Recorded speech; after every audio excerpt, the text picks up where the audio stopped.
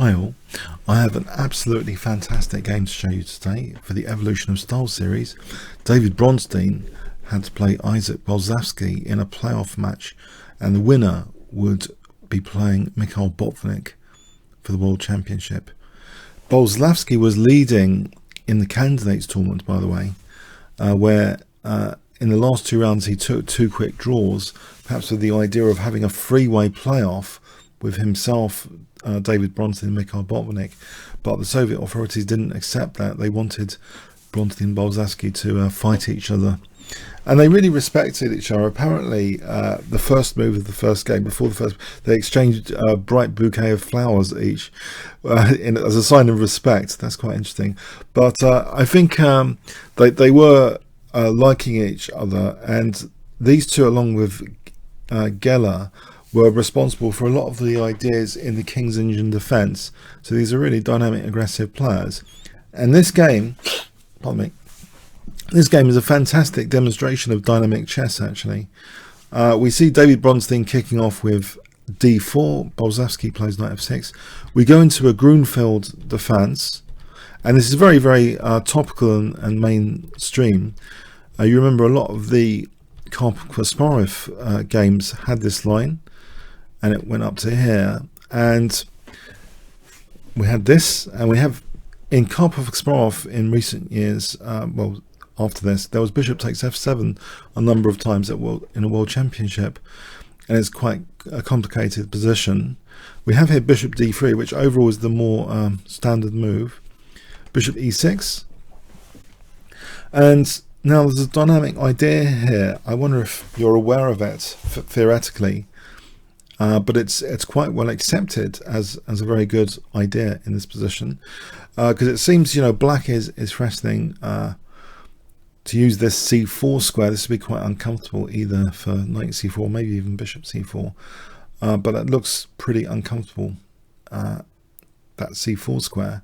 So white kind of squashes that possibility with a dynamic move in this position.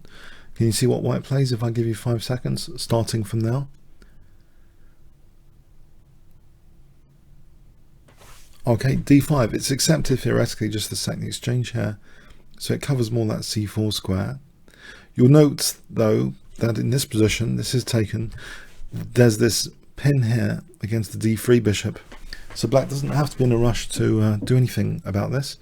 He plays instead f6. Obviously there's a slight downside, it's like weakening of black's king side, but for the moment d takes is not possible. We have bishop h6. And now black plays this check just to get a tempo for this pin here. So it seems clever stuff just to be the exchange up. Now Bronstein might have thoroughly prepared this position. He plays rook b1 after queen c5. There's a very, very powerful idea now here. This knight is a bit uncomfortable. You'll see that the pawn, you see that the pawn stopping the knight coming back. But yeah, there's something which makes the knight even more uncomfortable. What would you play here? If I give you 5 seconds.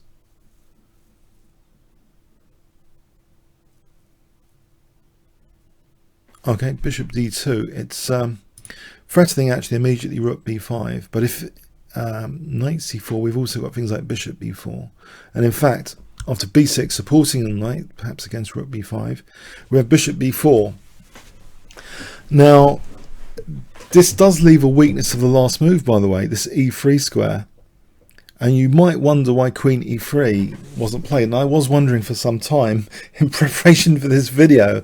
In fact, this is take two, basically, because I didn't understand queen e3. I thought this is dangerous. Because isn't this a loose piece? Isn't this a weakness of the last move? It ticks a few boxes, queen e3. In the game, we see this retreat queen c7. But I can tell you now, queen e3, there's a powerful move at white's disposal. Let's have a look at this possibility. It wasn't played. Queen c7 was played. It's very interesting. Can you see what white can play here if I give you 5 seconds in this position? I just didn't see it myself. Remember, white gets the exchange down, but it doesn't in this position. Potentially there's pressure on e7, e6 potentially. Okay, what would you play here?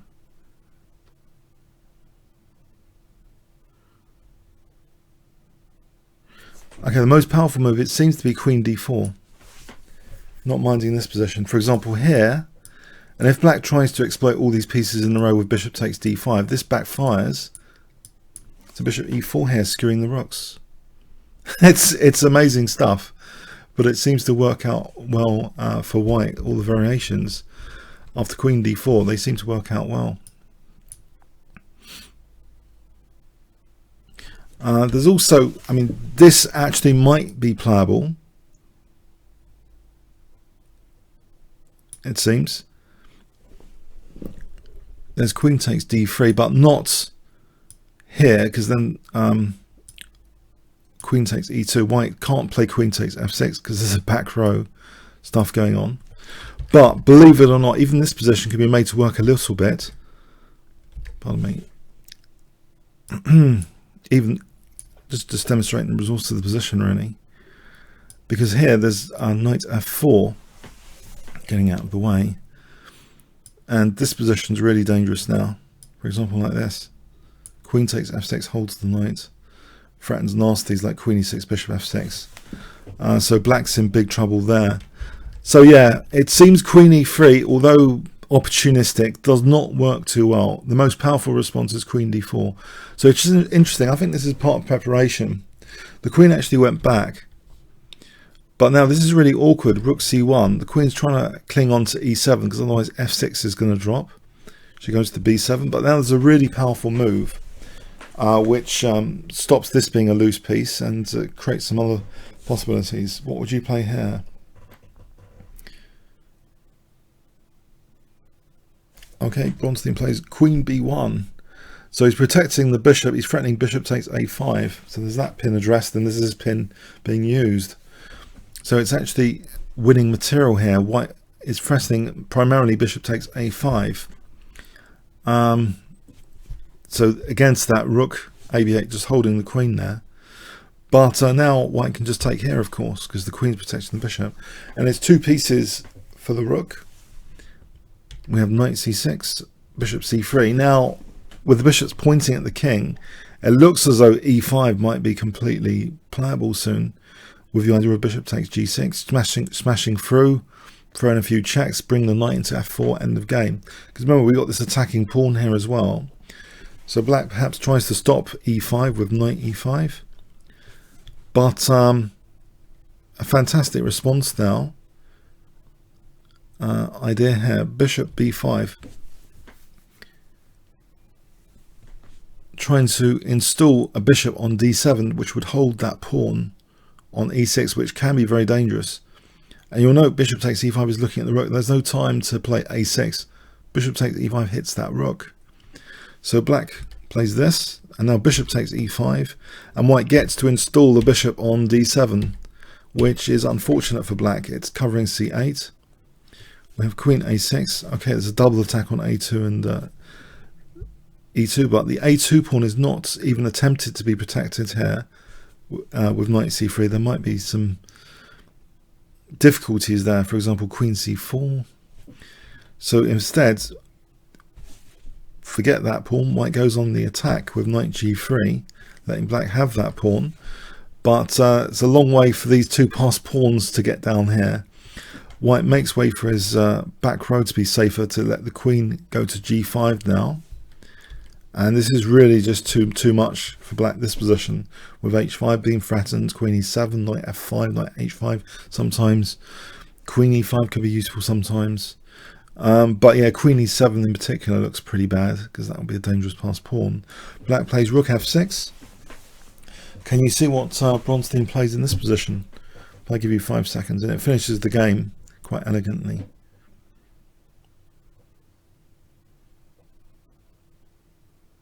Okay, queen takes f6. Yeah, the checks don't do anything, and in this position, this just is getting queen back just 2 pieces up.